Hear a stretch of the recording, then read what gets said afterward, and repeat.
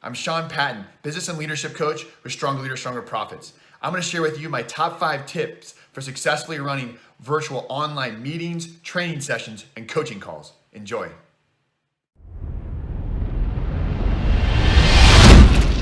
All right, so number 1, clear timeline and agenda. Make sure everybody knows at the very beginning of the call what's going to be covered. And then if you're going to use slides, make sure at the bottom or somewhere on your presentation, people can track where they are in the presentation. It's important for them to know where you are and where you're heading.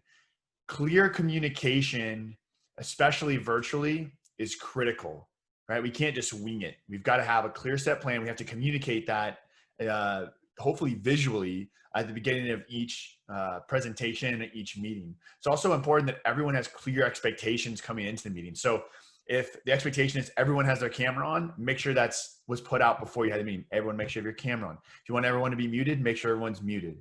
If you want people to bring certain content or have some pre-work done or present something, make sure that it's very clear what is expected of them and what's coming up. If you're going to do breakout sessions, or if you're going to work on something in a group, or you expect people to have feedback on something that's going on, making sure you ask for that before you ever start. That's number 1, clear expectations and timelines.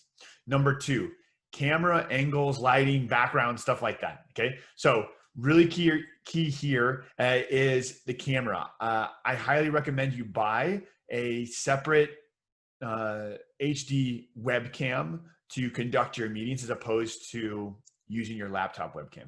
Now, laptop webcams have gotten a lot better, and it's definitely not a necessity, but like for me, I have multiple monitors up. And so my laptop's actually over there. And I'm looking here at my main monitor with a webcam, and that allows me to have this more natural conversation versus if we were talking and you had to look at the side of my head the whole time, or if I had to look and then look back and forth between work and webcam. It allows me to have everything streamlined.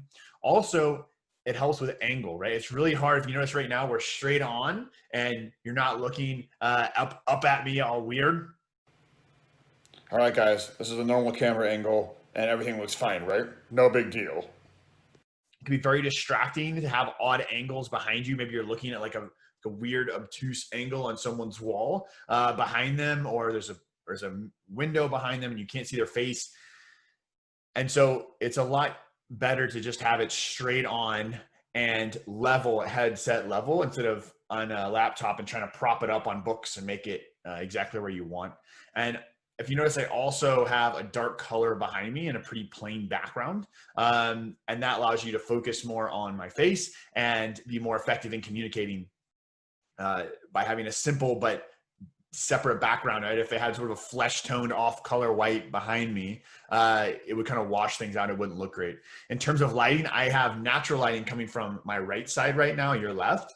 And so on my left here, I have a little ring light that provides a little bit of light on both sides, so it clearly shows my face. It's really hard to talk to someone when half their face is covered by a shadow. And so it's much better if you have lighting from both sides. You don't have one side shadowed or the other. You can only see half my face right now. Shadows are weird. And use as much natural lighting as you can and have a very simple background. So good camera, proper angles, proper lighting, background is my number 2 tip, my biggest takeaway. The second is audio visual, right? One of the big questions I had was like, what equipment do I need? What should I be using? I don't like having wired headsets while I'm trying to talk and move.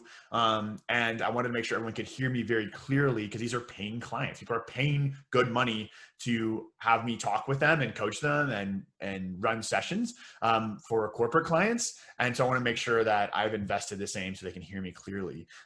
So I'm using this Yeti mic. I'll put a link in the description here. And I use a Yeti blue mic. It sounds great. It's directional. I got a pop filter for like $9.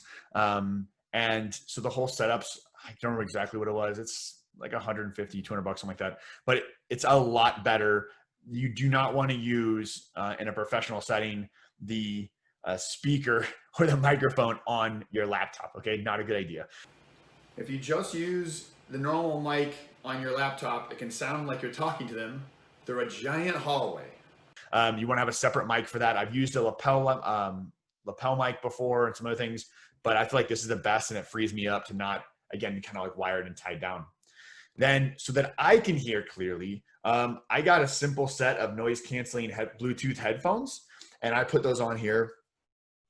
And it's important because not everyone's going to have a Yeti mic. Not everyone's going to have a lapel mic. A lot of people are just going to be using their AirPods or the speaker on their computer or something like that, and they're not going to sound great. But I don't want to be straining to try to hear them. I want to make up for that, make sure I can hear clearly what everyone's saying. And so this helps block out background noise around me. And also it's wireless. And so I just connect this to my laptop with the webcam. And then I have my Yeti mic that's a directional mic, so you can hear me more clearly. So audio and visual doesn't need to be crazy, but I would invest in a clear way to hear what people are saying. And I would invest in a quality directional microphone, and I can just like push this thing up and out of the way when I don't need it. And it works pretty well. Okay. Again, if you only have, work is not going less virtual anytime soon. So if you do any kind of this virtual training or coaching calls or running meetings, spend the $150, get a nice microphone. All right. My fourth tip is to utilize the breakout room function in Zoom or whatever sort of software you use is huge, right? Especially if you're running a training or meeting with like 5, 10, 15, 20 people, it's way better to get interaction, keep people engaged if you can sort of give them a task or a topic, and then inside Zoom, you can set this up before the meeting ever starts. You can set up as many breakout rooms as you want, and you can send people into groups. You can set up 6 different meetings, and then throughout the time say, all right, here's my topic, I'm presenting it. Now we're going to break you up in 3 teams, and you're each going to discuss about how you apply this in your business life or whatever. You can send them out and break them out in groups, then bring them back in. And that changing rooms and getting people in smaller groups really helps them make connections and engage and be more productive and keep them kind of excited about what's going on. So use breakout rooms. It's an amazing function that I think not enough people use. And then my final one is you got to bring extra energy, right? You've got to be entertaining. I know when I was doing a lot of research before I started doing these virtual workshops, one of the videos I watched said the camera steals 50% of your energy. So right now, if I was presenting one-on-one, if someone was sitting at my desk and I was talking with them with my hands and I was talking like this and I was pointing and I was talking loud, it would be weird, right? Like that person would look at me like, dude, stop yelling at me, right? You're being crazy right now, right? But it's normal here on camera because this going through this web and this 2-dimensional face, and you lose that energy and that person-to-person connection. And so this camera is stealing 50% of what I'm giving you right now. So you have to double your energy level, double your inflection just to come across normal and not sound very dull and boring and have people sort of tone you out. All right, so if I just talk to you like a normal person sitting across from me, it's not very exciting when you're going virtually and the camera's stealing all my energy. So encourage participation and keep everyone engaged as much as you can and bring the energy. So let's go over it again.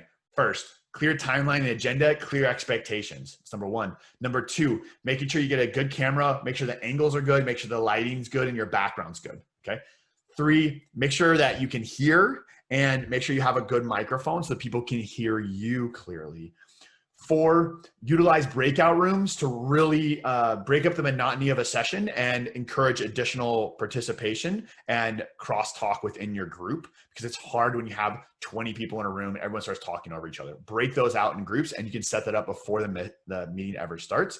And number 5, you got to bring extra energy because the camera is going to steal 50% of it. So again, this was Sean. I'm a business and leadership coach for Stronger Leaders, Stronger Profits. If I can ever be of service to you, if you have any questions about running your business for entrepreneurs or leadership within a corporate setting, I'm here to help, and look forward to some more videos coming down the pipeline.